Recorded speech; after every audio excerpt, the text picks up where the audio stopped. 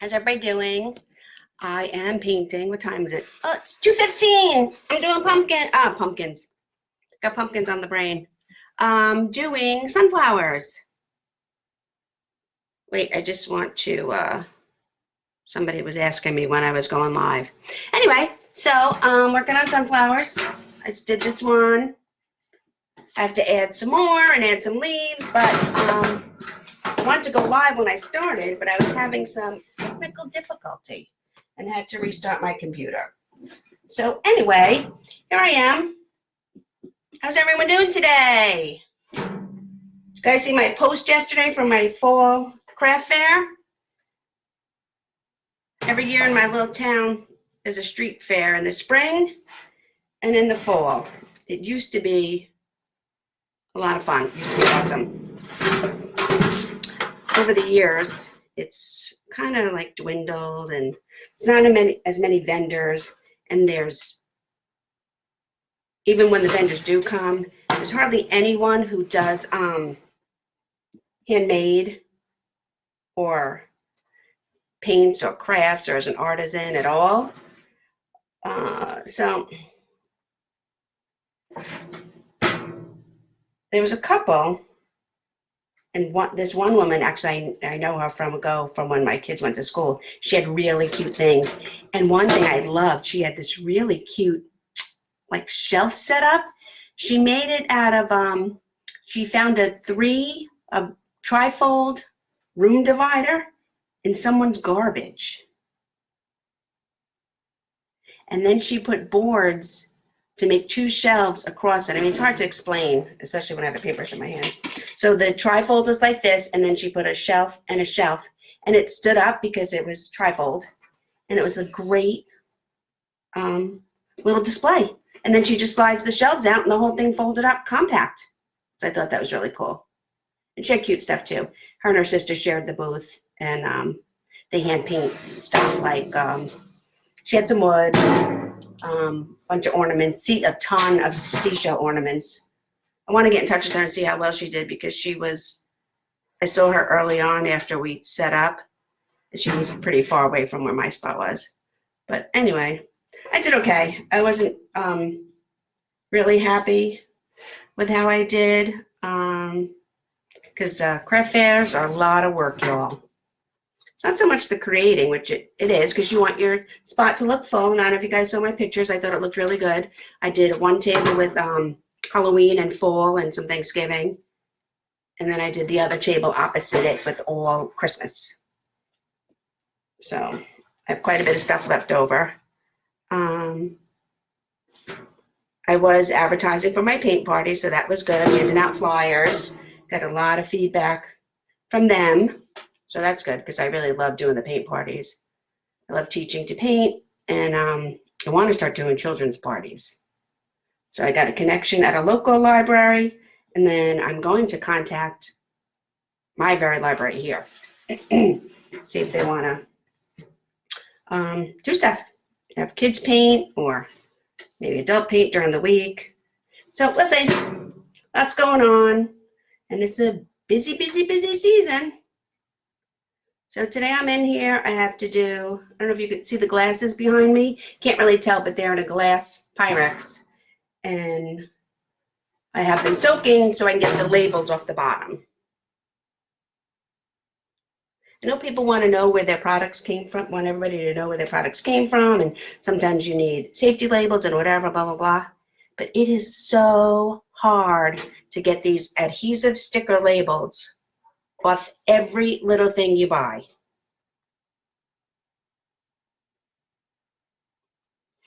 As I, advertise my company on the bottom of this tin. But why would somebody want to get a sticker off the bottom of a tin?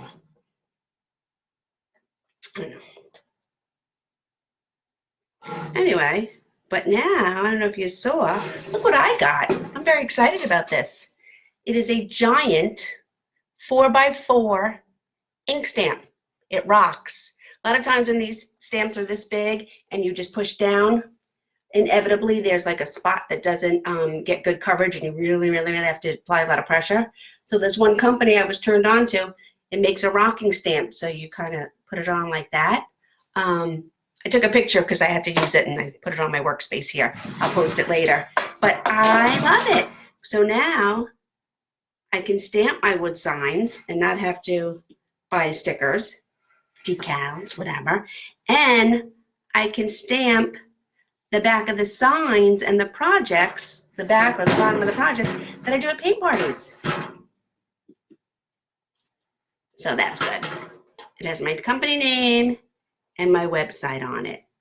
And I got this big, they both came from Amazon. I got this big ink pad. This one's black, but you could have gotten it in like navy, red, green, I don't know. So anyway, I'm doing my sunflowers on here with my plaid favorite paints, my folk art multi-surface paints. I'm using daffodil yellow and marigold. Yes, marigold. Sometimes I use school bus yellow for the sunflowers, but it depends on what I'm painting on. So I really like to use the multi-surface paints on the galvanized metal. It holds up really well. I do also put a clear coat on when I'm done. So I let this dry at least, I don't know, it could probably be like 3 hours, but I usually let my stuff dry at least 6 hours, if not overnight. And then I'll spray it with this called triple glaze. Let that dry an hour, maybe a couple hours before I pack them up to ship wherever they're going.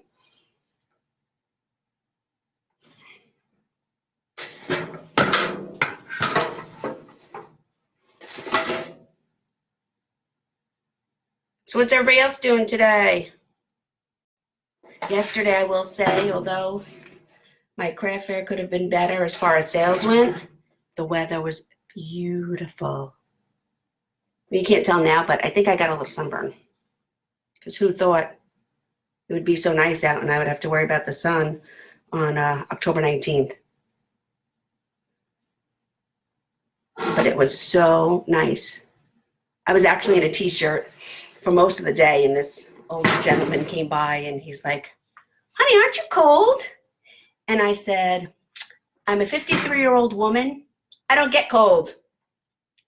Unfortunately, I run very hot."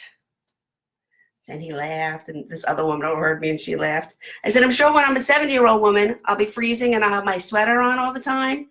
I said, "But currently, I run pretty hot." And I didn't mean looking. I cracked myself up. Anyway, so that's it. Anybody been pumpkin picking or apple picking?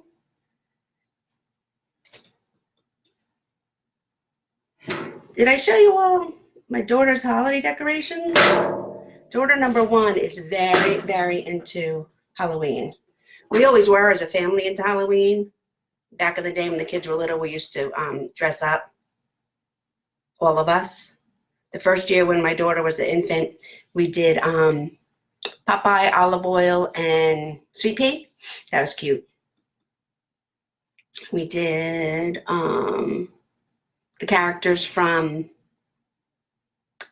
Peter Pan once. We did Flintstones once.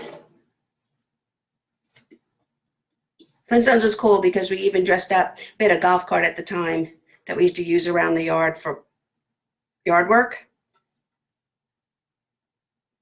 So we put a cloth cover over the top and stuff. It looked really cool. I'm trying to think, oops, what else we did as family. There had to be at least 1 or 2 more. And then the kids got big and it got harder and harder. And then they were picking their costumes and I wasn't in charge anymore of their costumes. So we couldn't, do it as a family.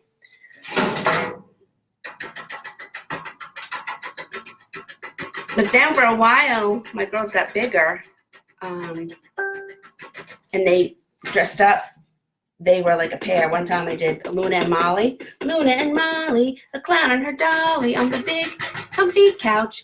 It was a children's show, and that was really cute because daughter number 2 was still in the stroller. So she just kind of like hung out in her little doll outfit with a wig. And daughter number 1 was Luna. That was one of my favorite costumes I ever made for her. That was a good one. And then one year they did Toy Story 2. Toy Story. One of them was, what's the chick's name? Oh, Jessie. Daughter number 1 was Jessie, and daughter number 2 was a horse. I'm just pouncing the centers. See? I still have to add leaves. I'm going to add some half-foot sunflowers somewhere. I want to put the leaves in first. Wash my brush, get some green. You guys got any interesting costume ideas?